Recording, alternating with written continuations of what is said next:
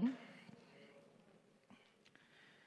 Kita baru saja merayakan Natal dan tentu saja ketika merayakan Natal kita banyak berbicara di seputar kelahiran Tuhan kita, Yesus Kristus. Tetapi dari sisi kronologinya setelah Tuhan Yesus dilahirkan, maka ada peristiwa-peristiwa yang menyusul peristiwa kelahiran itu. Dan hari ini kita akan membahas peristiwa-peristiwa yang menyusul kelahiran Yesus itu. Dan karena itu tema hari ini adalah under the law atau di bawah hukum.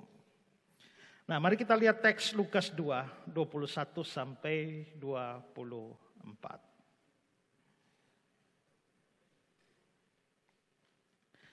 Lukas pasal 2, 21 sampai 24.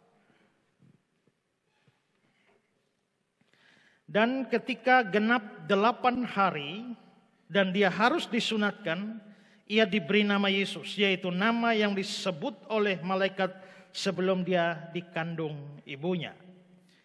Dan ketika genap waktu pentahiran menurut hukum Taurat Musa, mereka membawa dia ke Yerusalem untuk menyerahkannya kepada Tuhan.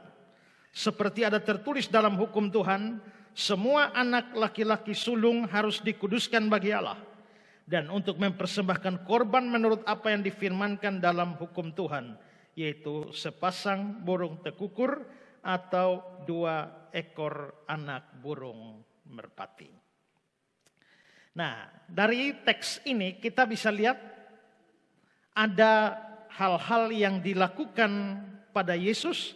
Dan nanti kita juga melihat mengapa sampai itu perlu dilakukan pada Yesus. Sekarang kita melihat hal pertama, yaitu hal-hal apa sajakah yang dilakukan pada Yesus. Slide di depan ini tidak jadi.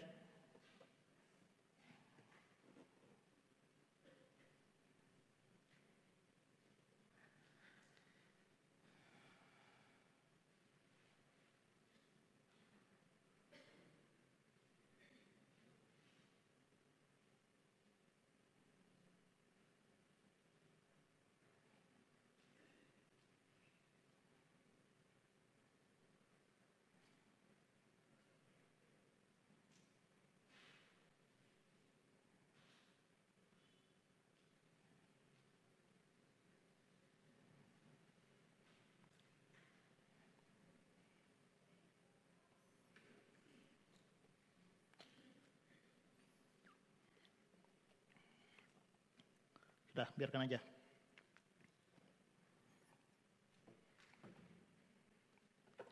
Kita akan melihat hal-hal apa saja yang dilakukan pada Yesus. Yang pertama adalah dia disunat. Perhatikan ayat 21. Dan ketika genap 8 hari dan dia harus disunatkan. Jadi setelah Yesus lahir, 8 hari kemudian dia disunat. Mengapa sampai Yesus perlu disunat? Ini karena sesuai dengan hukum Taurat, hukum perjanjian lama yang berlaku untuk seluruh orang Israel. Hukum sunat itu diberlakukan sejak zaman Abraham, di mana antara Allah dan Abraham itu ada semacam perjanjian. Dan perjanjian itu yang muncul di dalam kitab Kejadian pasal yang ke-17. Kejadian 17 ayat 2 dan seterusnya. Aku akan mengadakan perjanjian antara aku dan engkau. Dan aku akan membuat engkau sangat banyak. Dari pihakku. Berarti kalau ada perjanjian kan ada 2 pihak yang berjanji. Jadi dari pihakku yaitu pihak Tuhan. Inilah perjanjianku dengan engkau. Engkau akan menjadi bapa sejumlah besar bangsa. Seterusnya. Lalu sampai ayat 9. Ayat 9 mengatakan, dari pihakmu engkau harus memegang perjanjianku dengan keturunan turun-temurun. Jadi ada perjanjian antara 2 pihak. Antara Allah dan Abraham. Dari pihak Allah begini. Dari pihak Abraham begini. Nah, sama seperti kita kalau bikin perjanjian 2 orang. Maka perjanjian itu resmi kalau ada tandanya, ada meterainya. Maka kita biasa taruh meterai 6.000, lalu tanda tangan atau cap jempol. Itu menunjukkan bahwa meterai atau tanda itu mengesahkan perjanjian.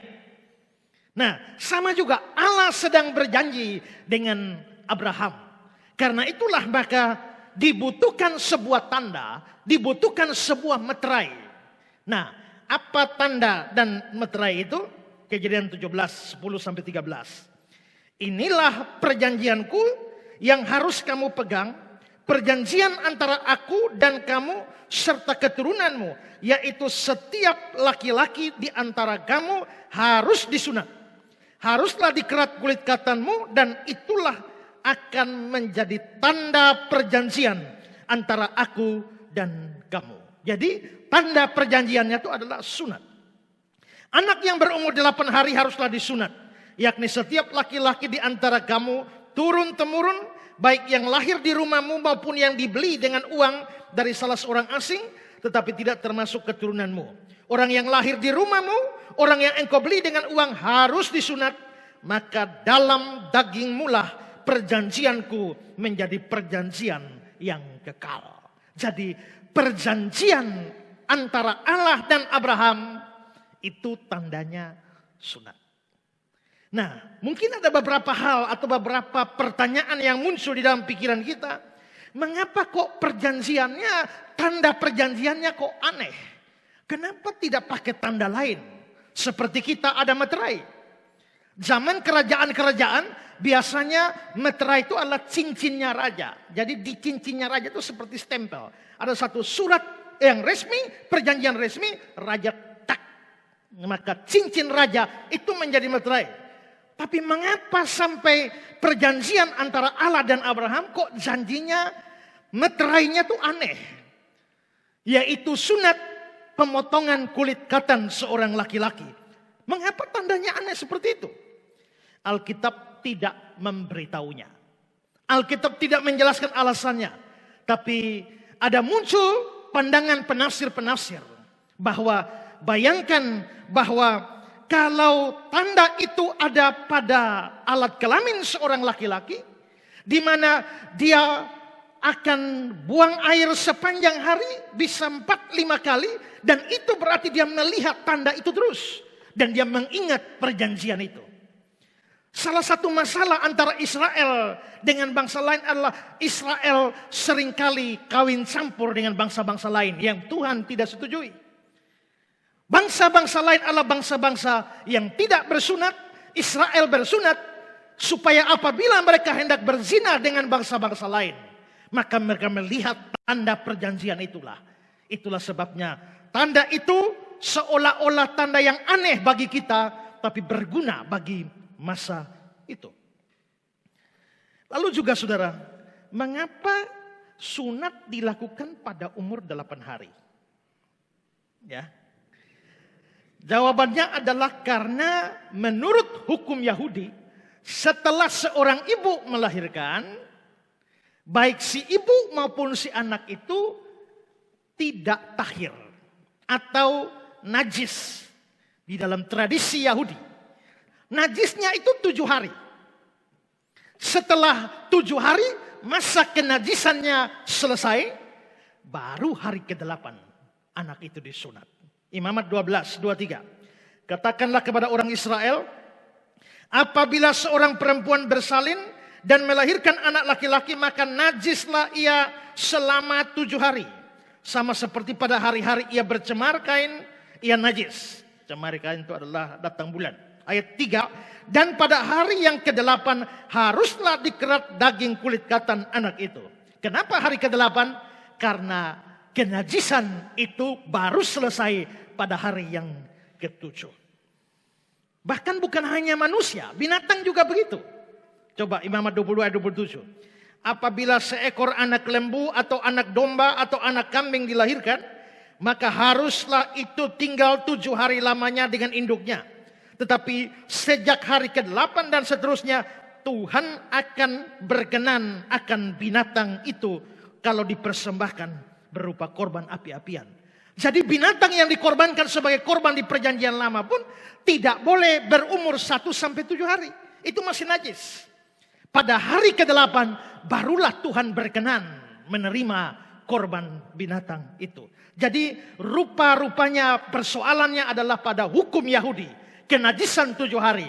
Dan karenanya baru selesai hari ke-8 baru seorang anak boleh disunatkan. Nah, tanda sunat ini menjadi tanda yang sakral. Tanda yang keramat sekali bagi orang Yahudi. Siapa yang tidak disunat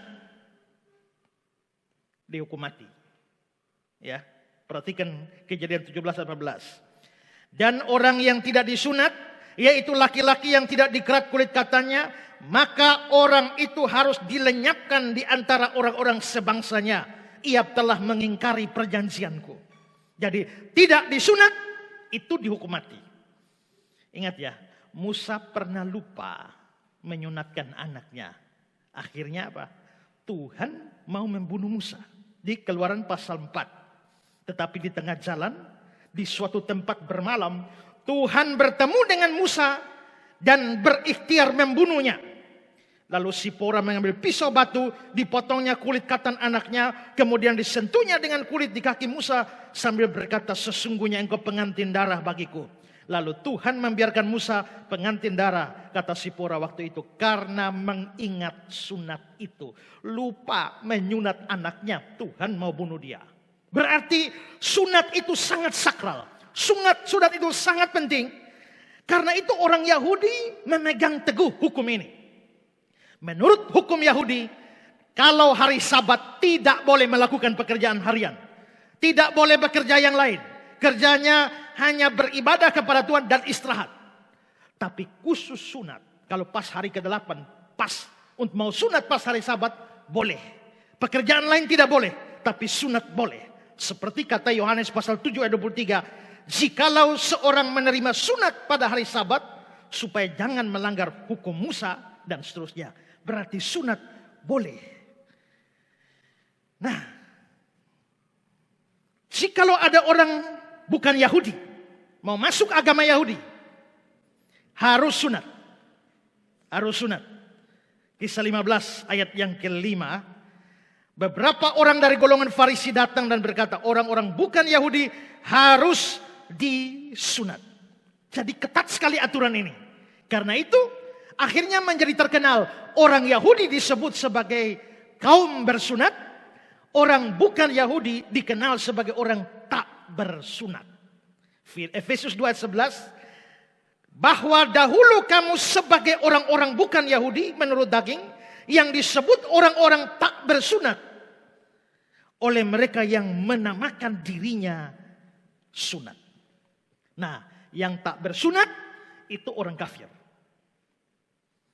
Umat Tuhan itu harus sunat.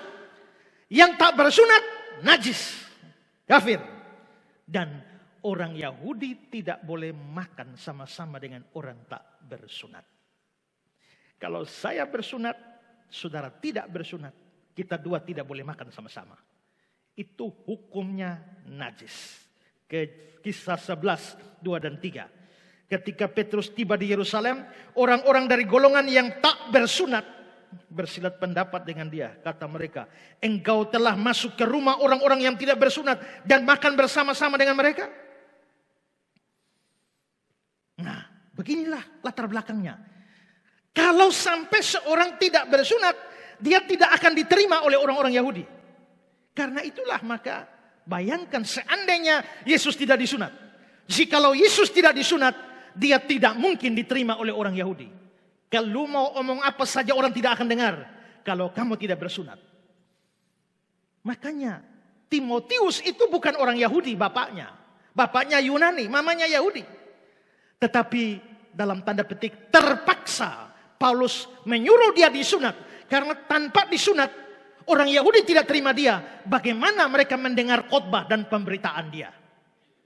Itu saudara bisa lihat di dalam Kisah pasal 16 ayat 1 sampai ayat yang ketiga. Secara khusus di dalam ayat ketiga dikatakan Paulus menyuruh menyunatkan dia karena orang-orang Yahudi di daerah itu. Kalau tidak disunat siapa mau dengar khotbahnya Timotius?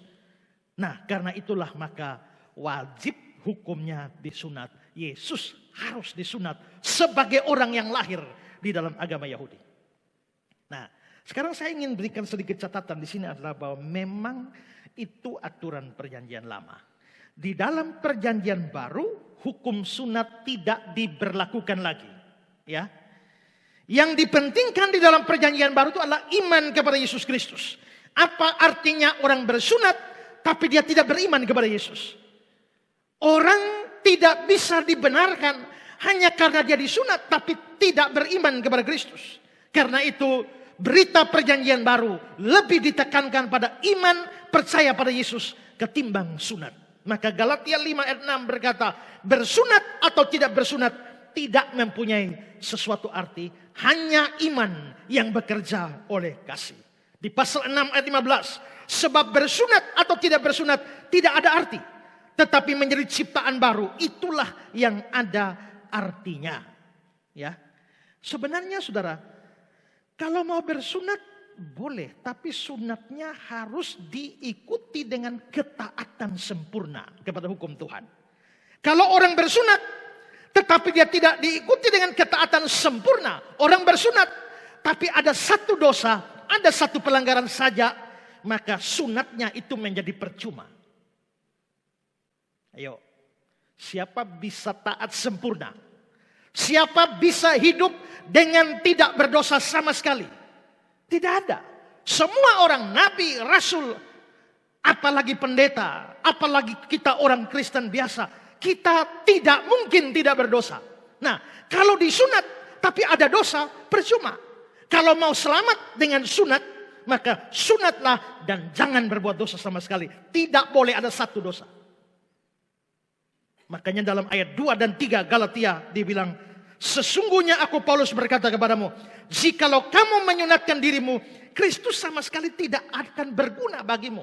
Sekali lagi aku katakan, setiap orang yang menyunatkan dirinya, dia wajib melakukan seluruh hukum Taurat. Kita bisa lakukan seluruhnya? Kalau tidak bisa, maka jangan mencari pembenaran di dalam sunat. Itu bukan berarti orang Kristen tidak boleh sunat sama sekali. Boleh sunat untuk alasan yang lain, tapi alasan keselamatan, alasan rohani, tidak diperlukan lagi upacara sunat. Sunat adalah sakramen di dalam perjanjian lama di samping Paskah.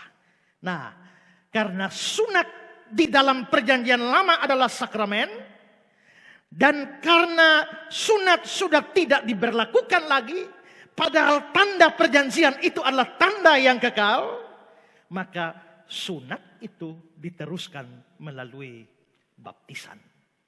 Itulah sebabnya di dalam perjanjian lama, anak-anak umur 8 hari mereka disunatkan, maka gereja-gereja Protestan menerima sakramen baptisan anak itu sebagai kelanjutan. Dengan kata lain, bahwa sunat itu adalah tipe, gambaran dari sakramen di dalam perjanjian baru, yakni sakramen baptisan kepada anak-anak. Henry bilang begini, sudah pasti bahwa penyunatannya pada usianya yang ke-8 hari itu memberi arti bagi persembahan anak yang dilakukan oleh orang-orang Kristen yang setia melalui pembaptisan mereka saat masih bayi, dibandingkan dengan pembaptisannya pada usianya yang ke-30. Perubahan dari upacara sunat menjadi baptisan tidak mengubah intisari dari kedua acara tersebut. Jadi maksudnya adalah bahwa dengan disunat seorang terikat dengan perjanjian dengan Allah.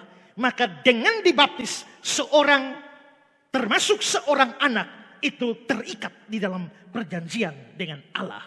Karena kita orang percaya juga keturunan Abraham, keturunan rohani, karena Abraham adalah bapa dari segala orang percaya. Itulah sebabnya hari ini akan ada acara baptisan bagi anak-anak kita. Tapi saudara lihat tadi, hukumnya sunat, sakramen sunat itu penting sekali. Bahkan Tuhan mengancam hukuman mati bagi orang yang mengabaikan sakramen.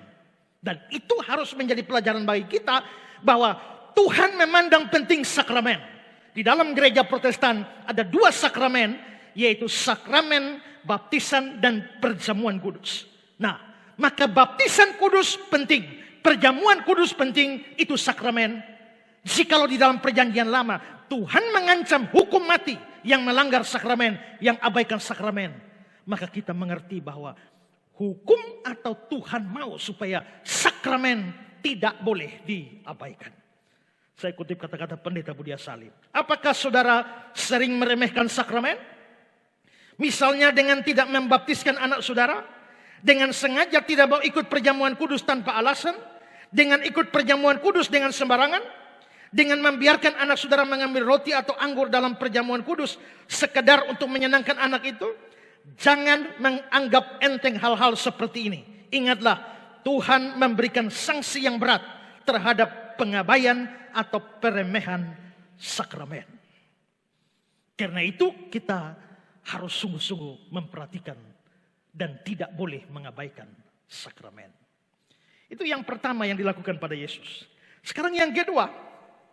Yang kedua adalah diserahkan kepada Tuhan. Lihat ayat 22. Dan ketika genap waktu pentahiran, kalau sunat tadi 8 hari. Kalau waktu pentahiran ini 1 bulan. Setelah anak 1 bulan baru lakukan yang kedua ini.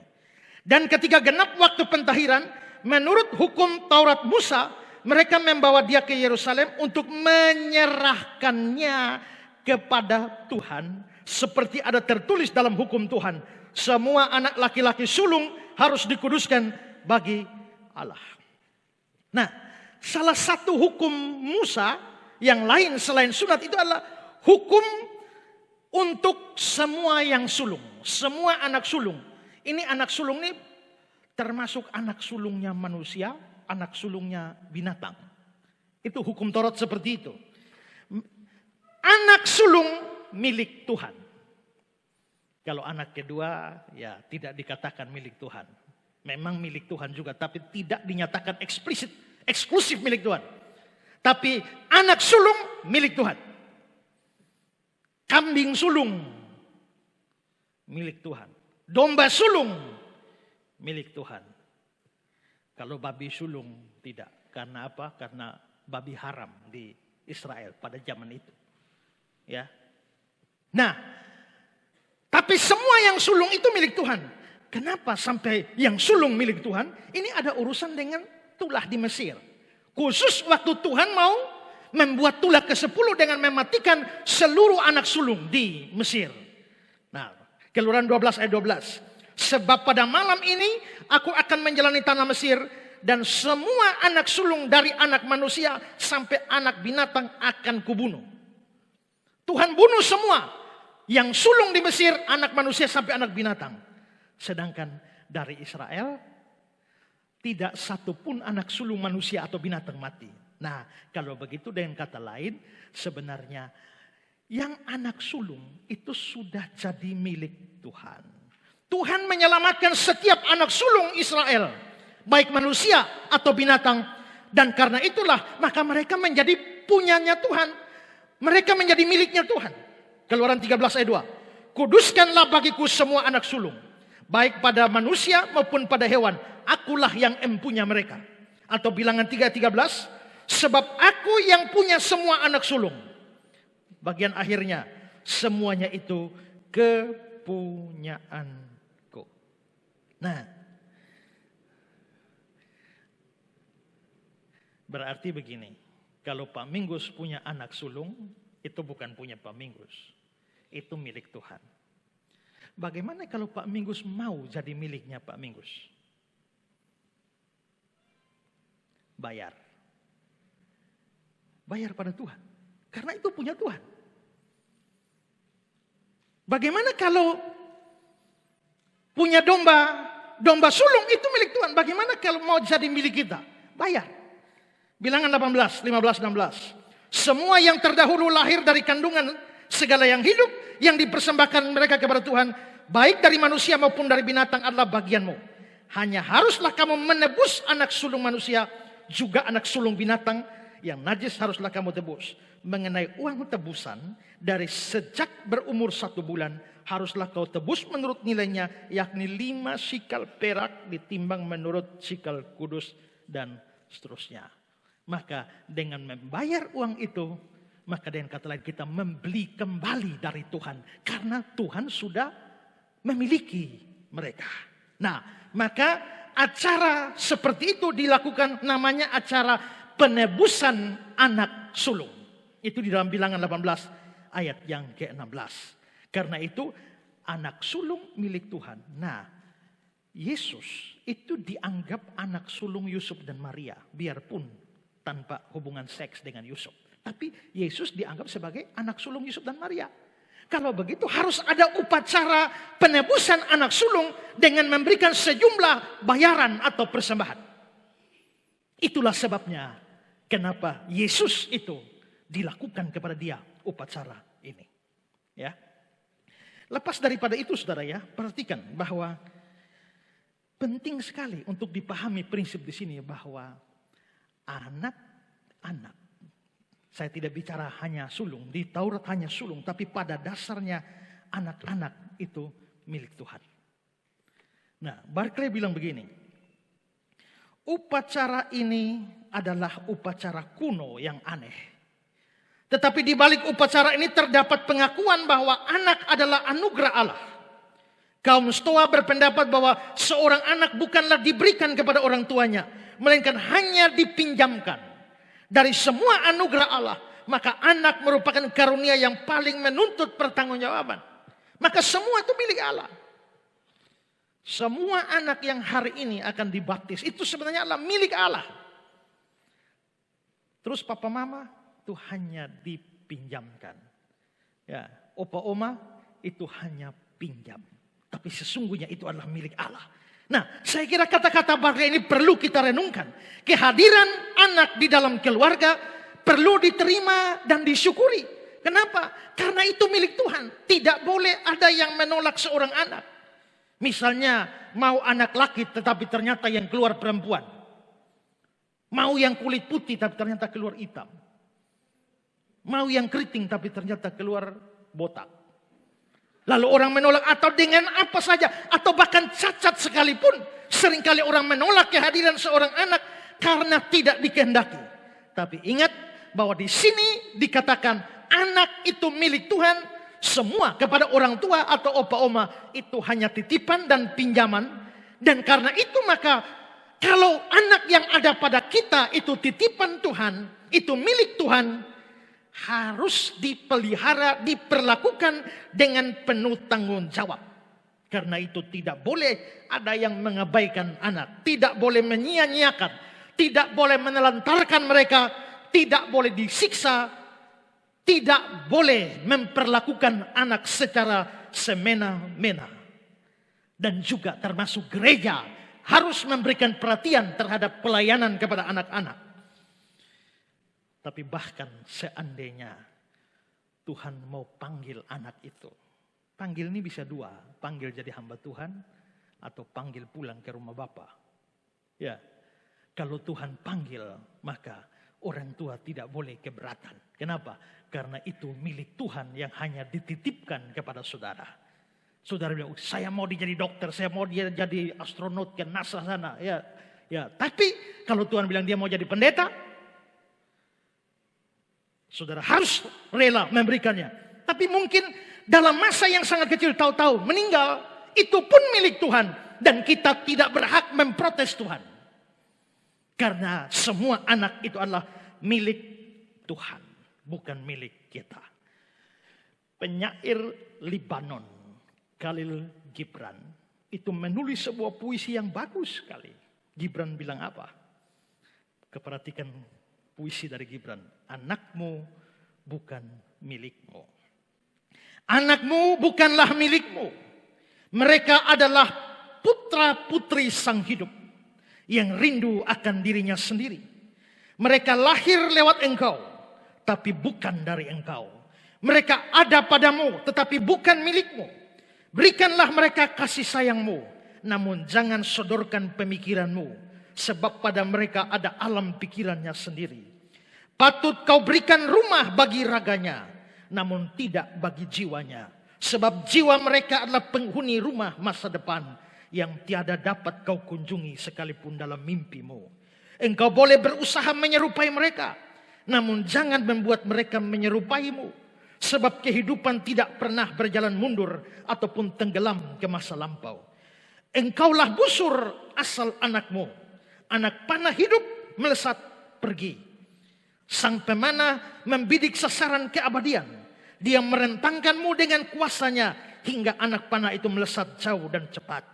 Bersukacitalah dalam rentangan tangan sang pemana. Sebab dia mengasihi anak-anak panah yang melesat laksana kilat. Sebagaimana dikasihinya pula busur yang mantap.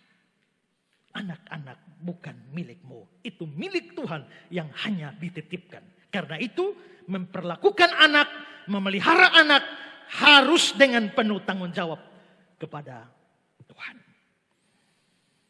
Yang ketiga yang dilakukan pada Yesus adalah dia ditahirkan. Ayat 22 sampai 24. Dan ketika genap waktu pentahiran menurut hukum Taurat Musa, mereka dibawa ke Yerusalem. Waktu pentahiran. Nah, kalau lihat ayat ini, ayat 22. Dan ketika genap waktu pentahiran, siapa yang ditahirkan? Di sini Alkitab bahasa Indonesia tidak menjelaskan apa-apa siapa yang ditahirkan. Tapi kalau misalnya membandingkan dengan versi King James berkata hair purification. Hair berarti kata ganti orang perempuan, berarti Maria yang ditahirkan. Sama juga dengan Living Bible, for the marriage purification. Nah, itu upacara pentahiran itulah yang disinggung dalam Imamat pasal 12 ayat 2, 4 sampai 8. Nanti saudara bisa baca sendiri. Berarti seorang ibu itu ditahirkan. Tapi ada terjemahan Alkitab yang mengatakan bahwa pentahiran itu untuk mereka. NIV misalnya mengatakan their purification.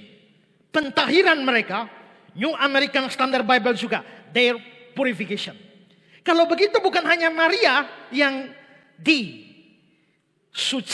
atau bukan Maria yang ditahirkan saja, tapi Yesus juga. Memang ada problem teks di sini karena perbedaan manuskrip. Tapi manuskrip yang mengatakan pentahiran mereka itu adalah manuskrip yang lebih tua. Dan kemungkinan adalah lebih benar terjemahan pentahiran mereka. Kalau begitu Maria ditahirkan, Yesus juga ditahirkan. Kalau Maria ditahirkan wajar karena Maria najis dalam masa melahirkan 7 hari. Tapi bagaimana dengan Yesus? Yesus sama sekali tidak berdosa. Kenapa perlu ditahirkan? Nah, para penafsir terutama John Calvin mengatakan Yesus memang tidak berdosa. Tapi dia diperlakukan seperti orang berdosa. Itu sama dengan baptisan. Waktu Yesus dibaptis. Yohanes Pembaptis membaptis orang sebagai tanda yang berhubungan dengan dosa. Tanda pertobatan dari dosa-dosa. Tapi kenapa Yesus minta dibaptis padahal tidak berdosa? Yesus dibaptis dengan tujuan yang lain yang berbeda dengan orang lain dibaptis. Demikian juga Yesus ditahirkan dengan tujuan yang lain. Tidak seperti semua anak yang lain ditahirkan. Karena Yesus tidak berdosa. Maka di sini kita bisa lihat ada 3 hal yang dilakukan pada Yesus. Sunat, kedua adalah penyerahan kepada Tuhan, penebusan anak sulung, dan yang ketiga itu adalah pentahiran. Oke, sekarang ke hal yang kedua. Mengapa Yesus harus mengalami semua itu? Kenapa dia harus disunat? Kenapa dia harus diserahkan? Kenapa dia harus ditahirkan? Bukankah semua aturan itu disunat, diserahkan, ditahirkan, semua itu aturan hukum Taurat? Yesus itu siapa? Yesus itu Tuhan. Kalau Yesus Tuhan, dia yang menurunkan hukum Taurat. Berarti ada Tuhan di sini, ada Taurat yang diturunkan untuk manusia. Coba lihat gambar ini. Kalau lihat gambar ini, Tuhan, lalu hukum diberikan, lalu manusia di bawah.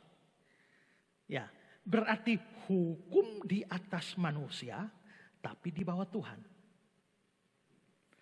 Kalau hukum itu di bawah Tuhan, maka hukum tidak berlaku untuk Tuhan. maka hukum tidak boleh diberlakukan kepada Tuhan. Oke, gini, saya kasih contoh. Kalau ada bos di kantor, tentukan masuk jam 8 pagi. Siapa yang lewat jam 8 pagi, pulang. Atau potong gaji. Oke, setuju bos. Semua masuk jam 8 pagi, bos datang jam 10. Siapa mau potong gaji bos? Tidak bisa. Kenapa? Karena bos yang memberikan peraturan. Berarti peraturan tidak berlaku bagi bos. Karena bos di atas aturan. Aturan di bawah bos. Aturan itu untuk anak buah. Untuk pegawai, bukan untuk bos. Dulu waktu kuliah di kampus teologi ada peraturan. Di atas jam 9 malam tidak boleh ada mahasiswa yang keluar. Pokoknya jam 9 malam pintu gerbang tutup. Kecuali keadaan darurat. Tapi tidak bisa izin keluar lagi setelah jam 9. Satu hari saya lihat jam 10 malam rektor keluar. Saya dalam hati bikin peraturan tapi dia keluar sendiri. Tapi setelah itu saya pikir, oh tidak. Aturan itu dibuat untuk mahasiswa. Bukan untuk dosen. Mahasiswa keluar di atas jam 9 salah. Tapi kalau bos keluar, kalau rektor keluar, dosen keluar, yang bukan mahasiswa keluar di atas jam 9, tidak bisa dipersilakan. Kenapa? Karena hukum itu di bawah mereka. Nah sama juga dengan Tuhan. Tuhan itu di atas hukum, manusia di bawah hukum. Yuk. Tuhan kasih aturan, jangan membunuh. Kalau kita membunuh dosa kan? Dosa. Tapi kalau Tuhan yang bunuh, dosa tidak. Coba lihat Kejadian 37 ayat 7 dan 10. Tetapi anak sulung Yehuda itu adalah jahat di mata Tuhan, maka Tuhan membunuh dia. Ayat 10. Tetapi yang dilakukannya itu adalah jahat di mata Tuhan, maka Tuhan membunuh dia juga. Kalau Tuhan yang membunuh, apakah Tuhan dosa? Tidak. Kenapa? Karena hukum jangan membunuh itu Tuhan yang kasih. Maka Tuhan di atas hukum. Kalau kita yang membunuh, kita di bawah hukum, kita dosa. Tuhan tidak. Jadi, kalau Yesus itu adalah Tuhan, maka dia di atas hukum. Tidak boleh hukum diberlakukan bagi dia. Nah, aturan sunat diberikan pada siapa? Manusia. Yesus Tuhan. Berarti Yesus tidak perlu disunat. Aturan penyerahan anak sulung. Itu dibuat untuk siapa? Untuk manusia. Yesus Tuhan. Tidak perlu dilakukan pada Yesus. Pentahiran itu untuk manusia. Yesus Tuhan. Kalau begitu tidak boleh dilakukan pada Yesus. Tapi kenapa Yesus kok disunat, diserahkan dan juga ditahirkan? Berarti pada waktu Yesus itu disunat, diserahkan dan ditahirkan, posisinya yang mestinya di atas hukum itu menjadi turun di bawah hukum. Tapi kenapa itu harus terjadi? Galatia 4 ayat 4. Tetapi setelah genap waktunya, Allah mengutus anaknya yang lahir dari seorang perempuan dan takluk kepada hukum Taurat. Takluk kepada hukum Taurat. Dalam versi King James diterjemahkan under the law. Di bawah hukum. Jadi sebenarnya Yesus berada di atas hukum. Dia tidak takluk kepada hukum. Tapi pada saat dia datang menjadi manusia, lahir ke dunia ini, dia menaklukkan dirinya, menempatkan dirinya di bawah hukum Taurat. Spurgeon bilang, anak Allah telah datang di bawah hukum Taurat. Dia adalah pembuat hukum Taurat dan pemberi hukum Taurat. Dia adalah hakim dari hukum Taurat maupun algojo dari hukum Taurat. Tapi dia sendiri datang di bawah hukum Taurat. Mengapa ini perlu terjadi?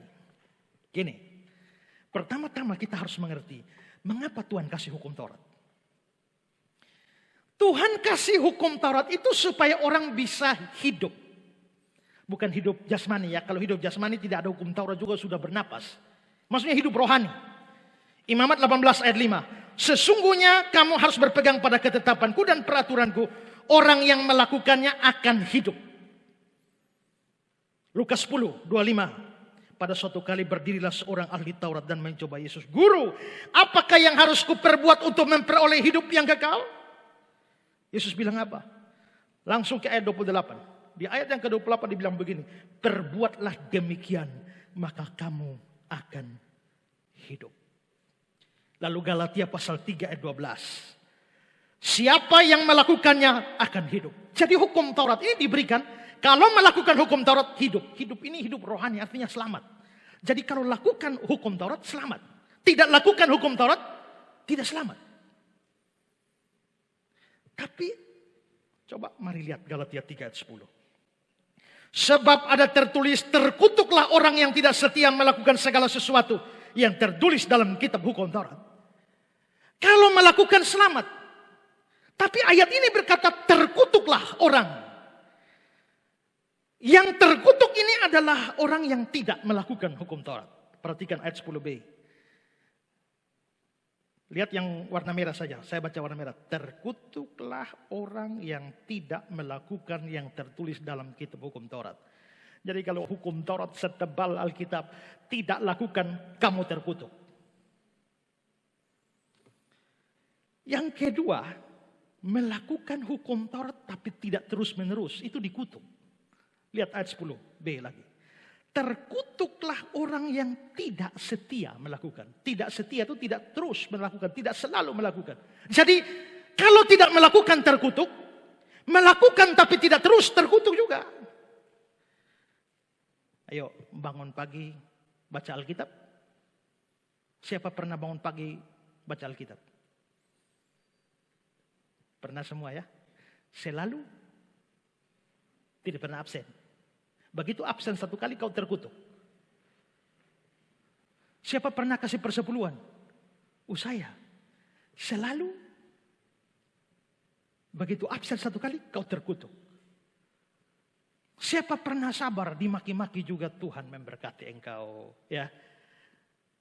Ditampar pipi kanan kasih pipi kiri. Ya satu kali. 2 kali. Tapi kalau 3 kali lu habis. Begitu tidak taat 1 kali terkutuk. Tiap hari Minggu pergi gereja. Iya, selalu. Kalau malam sepak bola ini berarti repot besok pagi. Apalagi kalau tanggal 31. Berapa yang datang hari tanggal 1 pagi? Coba hitung coba. Tidak terus-menerus terkutuk. Berikut. Galatia 3 ayat 10 lagi. Terkutuklah orang yang tidak setia melakukan segala sesuatu. Ini hukum Taurat besar begini. Lu lakukan ini, tapi langgar satu di situ terkutuk.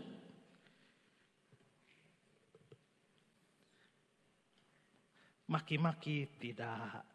Merampok tidak. Curi tidak. Fitnah orang tidak. Iri hati orang tidak. Tipu orang tidak. Rajin gereja, ya. Rajin persepuluhan, ya. Sabar, ya. Ya semua bagus, kurang 1. Hutang tidak bayar-bayar.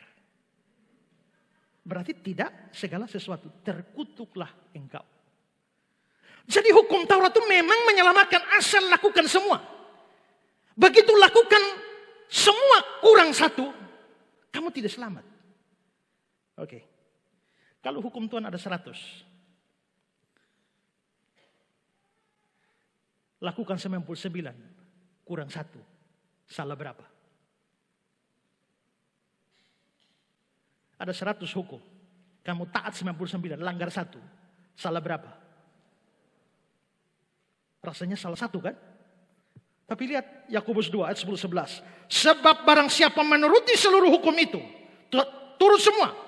Tapi mengabaikan 1 bagian daripadanya, dia bersalah terhadap seluruhnya. Jadi lakukan 99, langgar 1, salah 100. Kenapa? Sebab yang mengatakan jangan berzina, dia mengatakan juga jangan membunuh. Jadi jika kamu tidak berzina tetapi membunuh, maka kamu menjadi pelanggar hukum juga. Nah, kalau modelnya seperti itu, supaya selamat harus lakukan semua, tidak boleh kurang 1, tidak boleh stop. Coba, siapa kita bisa selamat? Saya rasa semua masuk neraka. Dan saya juga yakin masuk neraka. Karena taat di sini, bolong di sini. Taat di sini, bolong di sini. Taat di sini, bolong di sini. Satu saat bisa sabar, saat yang lain tidak. Itu yang sebab pernah saya ceritakan tuh ya. Saya mau tabrakan motor dengan orang. Dia lihat saya lihat dia. Dia lihat saya lihat dia, lu mau apa? Tiba-tiba dia hantam ludah di muka. Baru dia lari, saya langsung kejar dia. Matiin hari dia. Tapi sementara kejar-kejar saya ingat Tuhan Yesus di atas kayu salib. Ya saya bilang, ya Bapak ampunilah dia karena dia tidak tahu apa yang dia perbuat. Wih sabar sekali kan. Tapi minggu depan pulang dari Tablolong orang pakai lampu jauh. Silau saya langsung betak, hei lampu jauh. Dia balik kejar saya dengan mobil. Dia bilang begini, lu bilang apa? Saya bilang lampu jauh. Lu mau apa? Lu mau apa juga? Saya lompat keluar dari mobil, ambil kunci roda.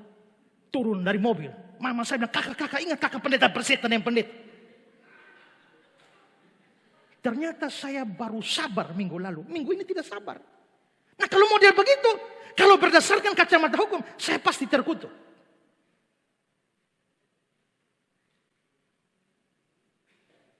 Mengampuni orang selalu bisa. Lu 1 kali ampuni, 2 kali ampuni, lu jam 3 kali. Padahal Tuhan bilang 70 kali 7 kali. Ada saat-saatnya kita begitu taat pada Tuhan. Ada saat-saatnya kita juga jatuh. Kita juga berbuat dosa. Nah kalau keselamatan kita bergantung pada hukum. Harus taat semua. Tidak boleh kurang satu. Saya yakin semua masuk neraka. Maka kalau ada orang injili saya. Kalau Anda mati hari ini yakin masuk surga. Tidak. Terus saya yakin masuk neraka. Kalau dari hukum Taurat. Nah karena itulah maka tidak bisa ada orang bisa selamat lewat taat kepada firman. Tidak bisa.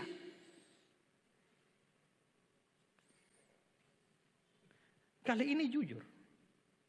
Besok bisa tetap jujur. Kecil saja.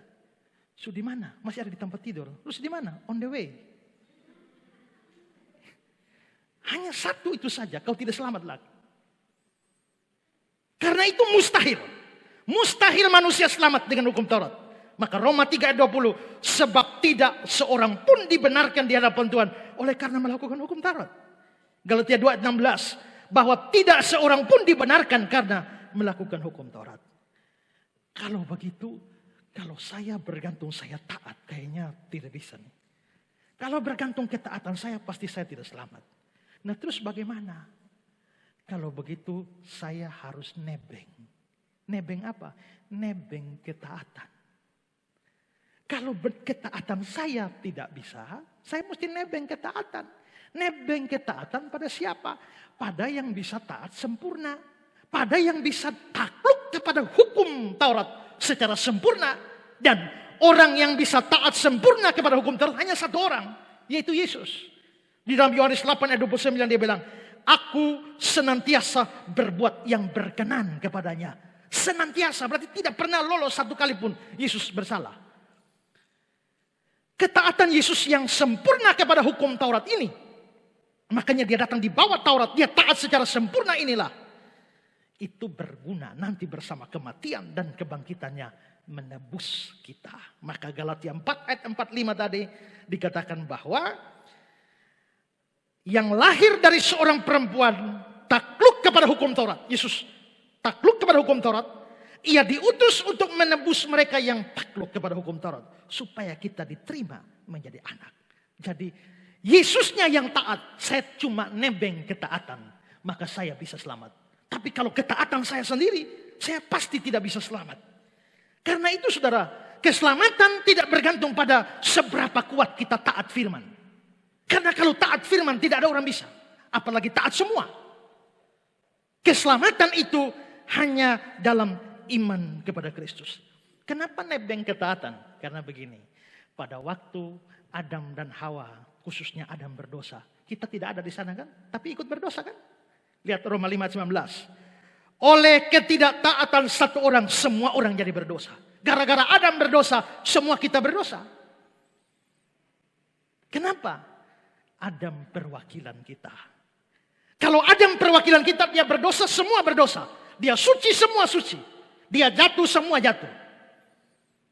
Contoh, main sepak bola 11 orang kan. Indonesia kalau main sepak bola kan 11 orang. Yang main 11. Kalau 11 orang itu menang, kita lompat. Indonesia menang, Indonesia menang. Lu ikut main. Tidak kan? Kenapa lu lompat-lompat? Karena 11 orang itu mewakili kita. 11 orang menang, Indonesia menang. 11 orang kalah, Indonesia kalah. Adam itu wakil kita. Adam menang, kita menang. Adam kalah, kita kalah. Adam berdosa, kita berdosa. Kok rasanya tidak adil? Iya. Tapi nanti kalimat selanjutnya dari dia bilang, demikian pula oleh ketaatan satu orang, semua orang menjadi orang benar. Ayat tadi. Roma pasal 5 ayat 19 itu ya. Demikian pula oleh ketaatan satu orang. Satu orang siapa? Yesus. Kita semua jadi orang benar. Berarti saya jadi benar bukan karena saya bisa taat. Saya jadi benar karena saya sudah punya wakil. Wakil saya yaitu Yesus. Tadinya saya ikut berdosa karena wakil saya Adam. Begitu saya percaya Yesus, wakil saya Yesus. Maka ketaatan Yesuslah yang membuat saya itu bisa dibenarkan atau diselamatkan. Karena itu saudara, itu yang saya bilang, kita nebeng ketaatan. Kita di bawah hukum dan jatuh. Tapi Kristus di bawah hukum dan taat sempurna. Ketaatan Kristus pada hukum itulah yang menyebabkan kita bisa diselamatkan. Bukan hanya diselamatkan, tapi Galatia 4 ayat yang kelima. Ia diutus untuk menembus mereka yang takluk kepada hukum Taurat, supaya kita diterima menjadi anak. Berarti setelah Kristus di bawah hukum, kita yang percaya jadi anak. Kalau kita jadi anak, pasti selamat. Ada satu komentar bagus dari Spurgeon yang saya mau berikan. Saya mendengar anak-anak Allah kadang-kadang berkata, ya, tetapi tidakkah engkau berpendapat bahwa jika kita jatuh dalam dosa, kita akan berhenti dalam kasih Allah? Dan dengan demikian kita binasa? Maksudnya, saya sekarang sudah percaya, tapi kalau saya berdosa nanti saya masuk neraka? Ini berarti menghina atau menodai kasih yang tidak berubah dari Allah. Saya melihat bahwa engkau melakukan sesuatu kesalahan. Menganggap seorang anak seperti seorang pelayan. Jika engkau mempunyai seorang pelayan dan dia berbuat jahat atau berlaku tidak pantas, engkau berkata, aku memecatmu, ini upahmu. Engkau harus cari tuan atau majikan yang lain. Gampang kan pecat pembantu? Kalau dia salah, bayar gaji, berhenti. Bisakah engkau melakukan terhadap anak laki-lakimu? Bisakah engkau melakukan terhadap anak perempuanmu? Anak laki-laki kurang ajar, ini mama pecat lu, ini gaji. Bapak kasih berhenti lu, ini gaji, pisah aja, jangan pulang lagi. Bisakah engkau lakukan pada anakmu? Aku tidak pernah pikirkan hal seperti itu, katamu. Anakmu adalah milikmu untuk seumur hidupmu. Anakmu berkelakuan sangat buruk terhadapmu. Mengapa engkau tidak memberikan upah kepadanya dan mengusirnya? Engkau menjawab bahwa dia tidak melayanimu untuk upah. Dan bahwa dia adalah anakmu dan tidak bisa menjadi sesuatu yang lain. Benar demikian. Maka selalulah mengetahui perbedaan antara seorang pelayan dan seorang anak. Dan perbedaan antara perjanjian perbuatan baik dan perjanjian kasih karunia. Kamu jadi anak Allah. Apakah Allah memecat kamu di tengah jalan? Tidak. Ya, karena kasih karunia. Kalau begitu, seorang yang sudah sungguh-sungguh merasakan kasih Tuhan. Bukan berarti kita tidak boleh taat hukum. Kita harus tetap taat hukum. Tapi taat hukum karena mengasihi Tuhan. Bukan karena supaya selamat. Supaya selamat, kita bergantung, kita nebeng ketaatan pada Yesus Kristus. Itulah sebabnya kita semua perlu percaya kepada Kristus. Hidup di dunia ini jatuh bangun. Sebentar taat, sebentar tidak taat. Sebentar taat, sebentar tidak taat. Sebentar baik, sebentar jahat. Sebentar baik, sebentar jahat. Hidup kita seperti itu. Untungnya kita nebeng ketaatan. Kalau tanpa ketaatan Kristus di bawah hukum, kita semua tidak ada yang selamat. Bersyukurlah bagi yang sudah sungguh-sungguh beriman. Dan yang belum sungguh-sungguh beriman, berimanlah sungguh-sungguh. Galatia 4 ayat 4 dan 5. Setelah genap waktunya, Allah mengutus anaknya yang lahir dari seorang perempuan, takluk kepada hukum Taurat. Dia diutus untuk menebus mereka yang takluk kepada hukum Taurat. Supaya kita diterima menjadi anak. Tuhan memberkati kita. Amin.